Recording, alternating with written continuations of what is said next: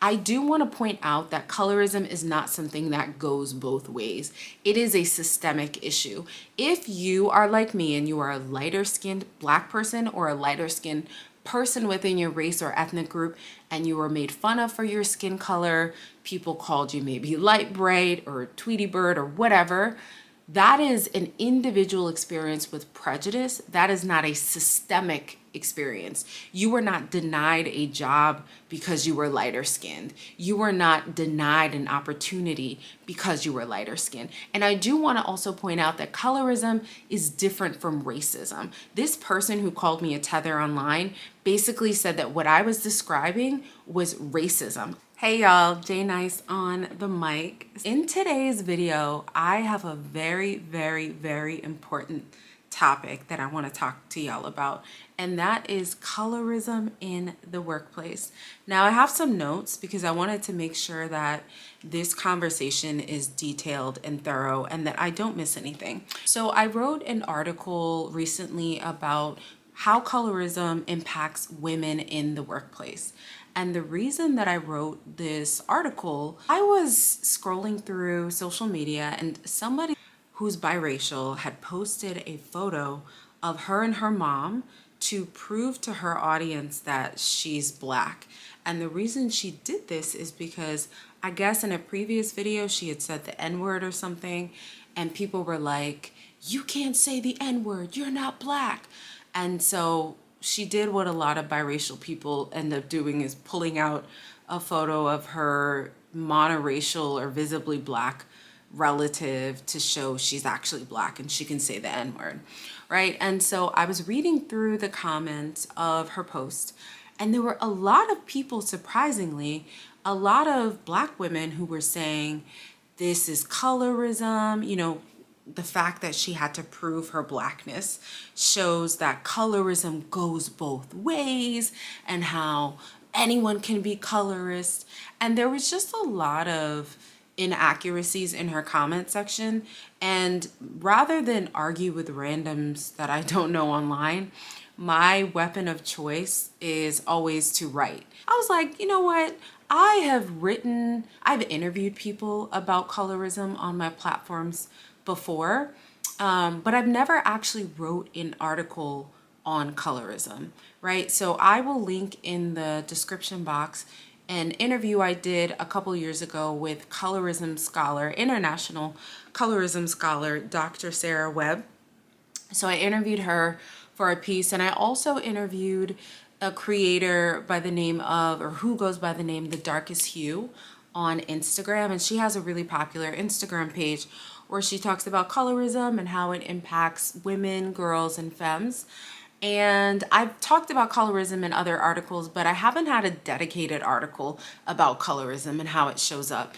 And in writing and researching this article, I wanted to make sure I was really detailed and thorough. And what I discovered was that there is actually a lack of research on colorism and how it impacts women in the workplace.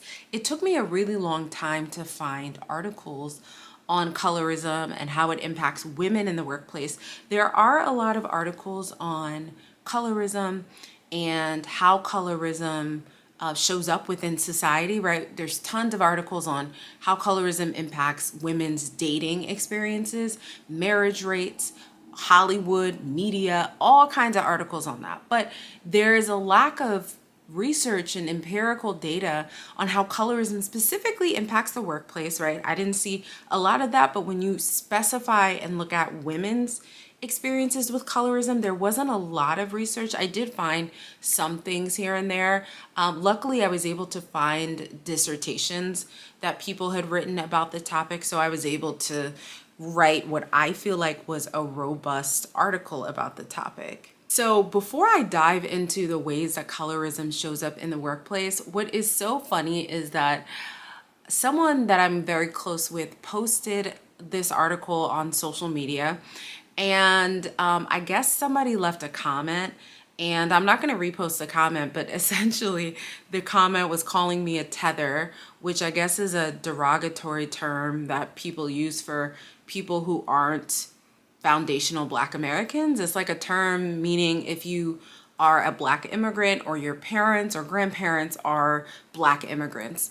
And so the person basically invalidated the article, said I was a tether, said that this is colorism is a made up thing, essentially, right? And this person claimed that in my article, I leaned on research and studies about colorism from outside of the US, which, if you read my article, I cite maybe 8 to 10 pieces of research. There was one article I cited that looked at, I think it was a dissertation, but it looked at colorism in Brazil in the workplace. And I used that as a way to show that colorism is a global issue. It's not just something that impacts people in the US. It is heavily prevalent in the Caribbean, it is in Africa, it's in Asia, it's everywhere, right? South America. And so, I did want to point out that I didn't lean on, this person was trying to make an argument that I found a bunch of studies that didn't have anything to do with the US, and colorism is something I made up, right? And because this person said that, I actually looked at my channel demographics because I was curious the other day, and I saw that it's kind of half and half, but more women follow my channel than men. And if you are a Black woman watching this who has been impacted by colorism, please leave a comment below and please share how colorism has impacted you or how you've seen colorism impacting you in the workplace. Because according to this random troll online, colorism is not something that happens in the US. Mind you, this person did not appear to be a woman. I think they were Black. I'm assuming they were Black. But they claim that colorism is something that tethers made up. So I just want to prove to this person and to prove to anyone that maybe out there that doesn't think colorism is a thing, that colorism is very real. So let's back up a little bit. What is colorism? So the best way that I can describe colorism is the systemic harm and marginalization that darker skinned people within a race or ethnic group experience. And I will preface this video by saying that I'm a huge fan of Mayoa's World, and she's a content creator who does a lot of videos on YouTube and on social media about colorism. And she has talked, I think Mayoa's pronouns are they, but they have talked about how using the term dark skin and light skin actually plays into colorism, because we have all of these negative connotations associated with the word dark. So I'm going to try to make an effort to say more melanated or deeper complexion or deeper skinned in this video. So if you hear me say that, that's what I'm talking about. I'm trying to be more intentional about that. But so colorism is the systemic harm that deeper skinned or deeper complexioned people experience within a race or ethnic group, right? We see colorism is rampant. It's not just within the Black community, but it happens a lot within the Black community, right? Amongst everyone across the board, whether you're a man, a woman, a non-binary person, a trans person, colorism happens within a race or ethnic group. We also see this within the Indian community, right? If you know anything about the caste system within India, I believe the Dalits are the caste that's at the bottom, and they tend to be the deeper complexioned Indian people. It's not always the case, but more often than not, if you're associated with that caste, you tend to have deeper, darker skin.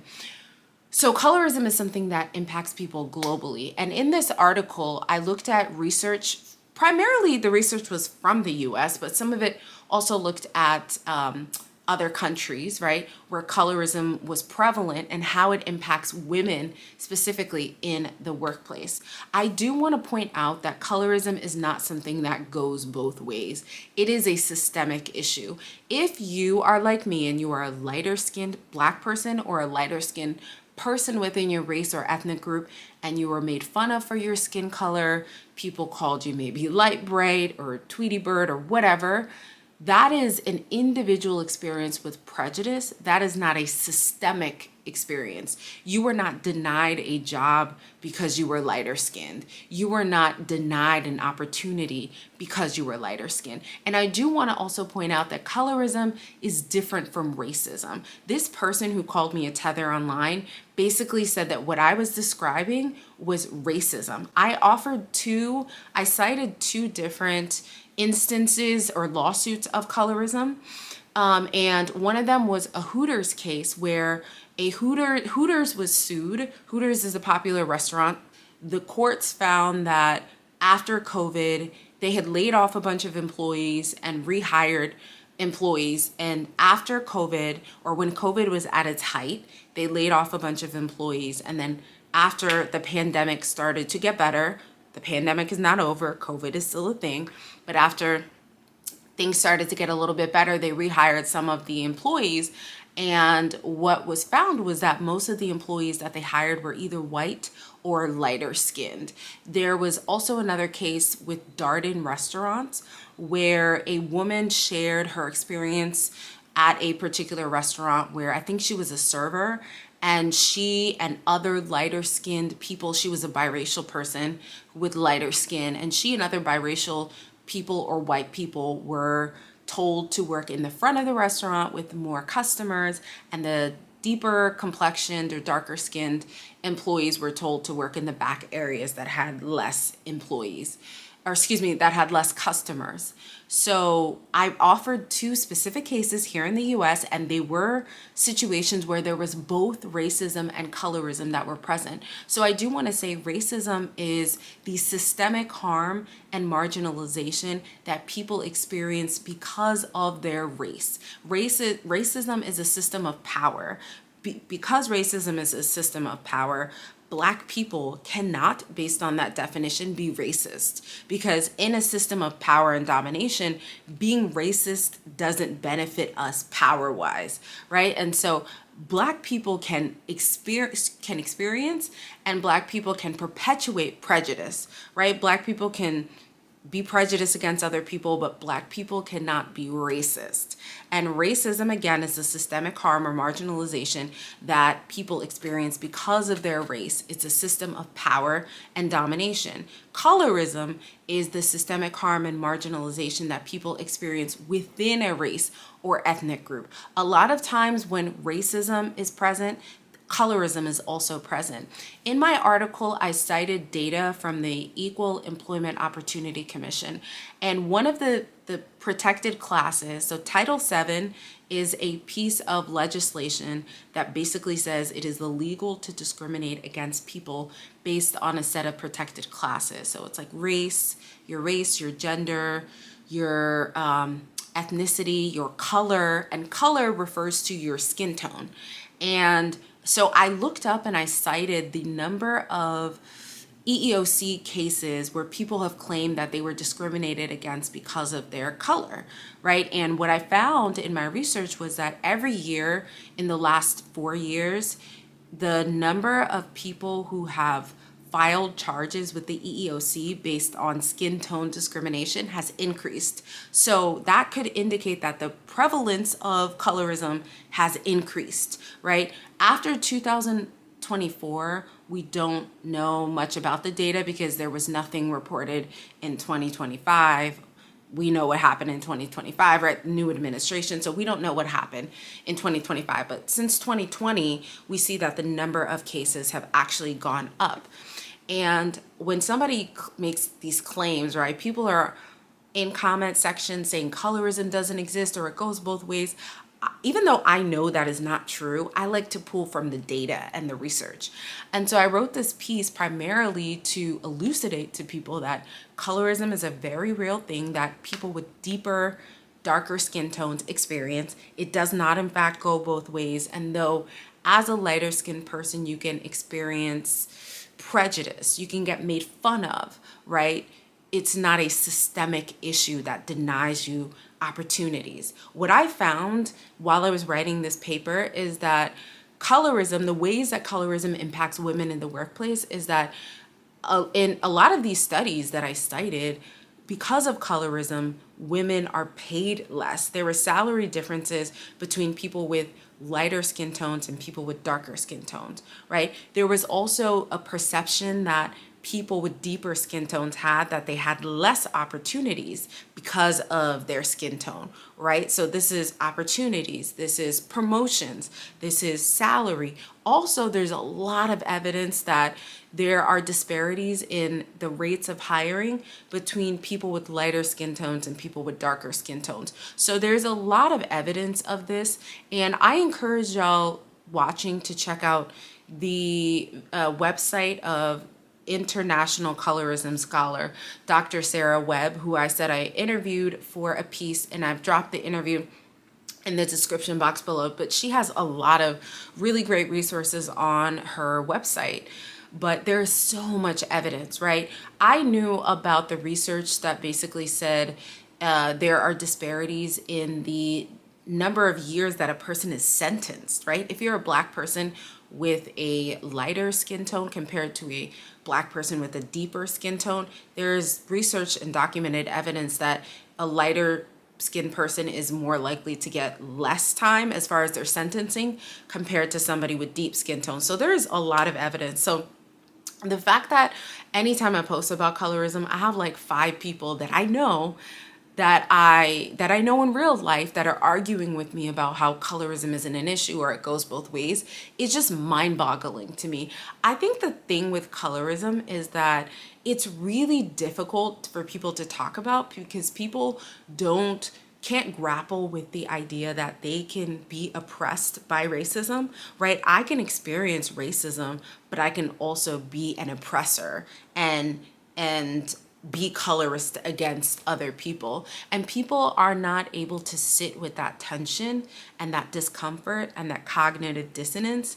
And so I really hope that the article sheds a lot of light on the area of colorism in the workplace, because not a lot of people are talking about it. And there's a lack of research on how colorism impacts women in the workplace. I just want to say, colorism isn't just a US thing, right? I would actually argue that colorism may be more acceptable in countries outside of the US, right? In the US, we have a lot of laws and rules against things like bleaching creams, right? They're harder to get. A lot of these creams are not, I think they have to be FDA approved.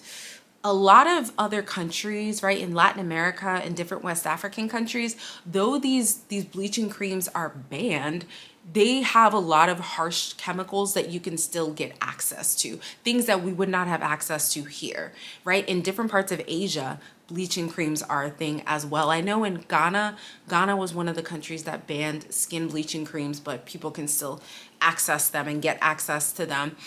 We all see what happened with Vibes Cartel, where he was like bleaching and he went to prison.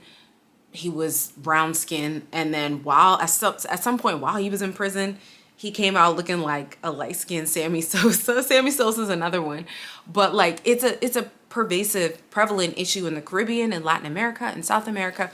And so to say that I, as somebody who's not a foundational Black American, that I made colorism up, and colorism is only a thing that happens in Ghana and in West Africa and this place and that place and that place, just isn't based on reality. If you look through the article that I wrote and you click through the research, a lot of these studies were done in the US. This is not a non-US thing, right? And I would actually argue that the oppressions that people experience in one place are all interconnected.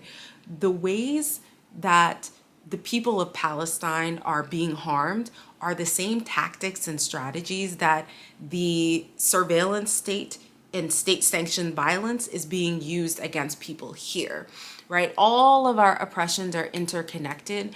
And so it's very willfully obtuse to think that something is happening in Ghana or something is happening in Jamaica and it's not impacting the Black people here, even if they are not of Ghanaian descent or of Jamaican descent.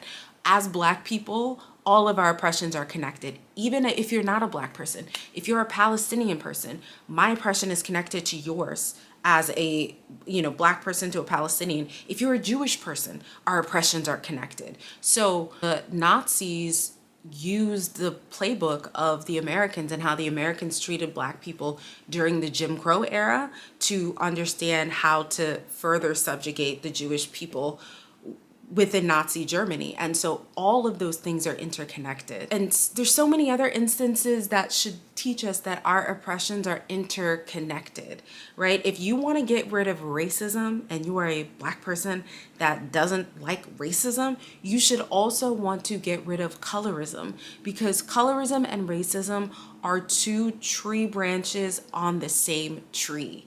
And so if you want to dismantle oppression, you need to cut off all of these branches that are part of the tree. I think people really struggle with this idea of colorism, because one of the things that I see people saying online is like, well, we're all Black, so does it matter that one person is light skinned and one person is darker skinned? Yes, when there are systemic harms that are happening to the deeper toned people within a community, it does matter, right? Because it's at a systemic level. It's not just being called foul names, being compared to animals. It's not just, we see how someone like Doechii has been treated in the media. I would argue, and other people more eloquent than me have argued, that if Doechii looked like Beyonce, she would not have been treated. She may have been treated with the same amount of vitriol, but more people would have came to her defense, right? And so we can't be willfully obtuse. We have to see the writing on the wall, and we have to lean on the research, right? If you're a person that thinks colorism doesn't exist, do some research. What does the research tell you? Does the research tell you colorism doesn't exist, right? And I would love if you are a deeper toned Black woman watching this who's experienced colorism, specifically if you've experienced colorism in the workplace, please feel free to share your experiences, because so many people have this conception that we're all Black, colorism is not a thing. Another way that people sort of erase the experiences of deeper toned people, and another talking point that I hear in the colorism debate, is people say, well, white people can't tell the difference anyway. To a white person, we're all the same. And it's like, I've felt like this before. I remember in college, there was, I had a roommate who was deeper toned, more melanated than me, and we were different sizes, and people would confuse us. And I was like, I don't think we look alike. She had glasses, we just didn't look alike, but people would confuse us, right? Even at work, I've been confused with other Black people who look nothing like me. So I could see how somebody who's been through those experiences, my anecdotal experiences, could think, well, white people can't tell the difference.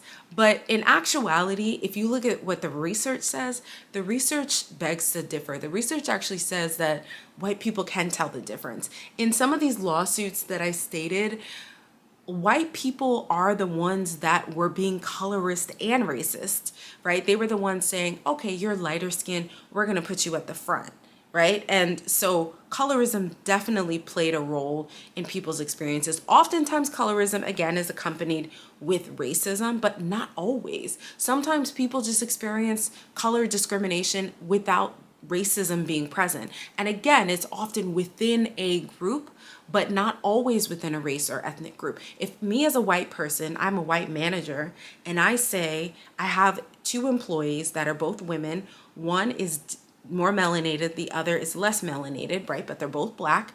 If I tell the less melanated woman I want her on the cash register, and I tell the more melanated person to work as a fry cook in the back, that is colorism, right? These employees could sue for color discrimination. If I am a Black person that does the same thing, that is still colorism, and I can still sue, these employees can still sue me for that. And so I think that I encourage all of y'all to read this article. Again, I hope it adds to the somewhat scant amount of literature on colorism in the workplace, but specifically colorism and how women are impacted by colorism in the workplace. It's Women's History Month. And one thing about me, I'm all about Black women. And I think that we need more research on Black women, more research on Black women's experiences. And so I'm really proud of the piece. I hope you read it, share it with people. And let me know y'all's experiences with colorism. But thank y'all so much for watching this video. And I will see y'all in the next video.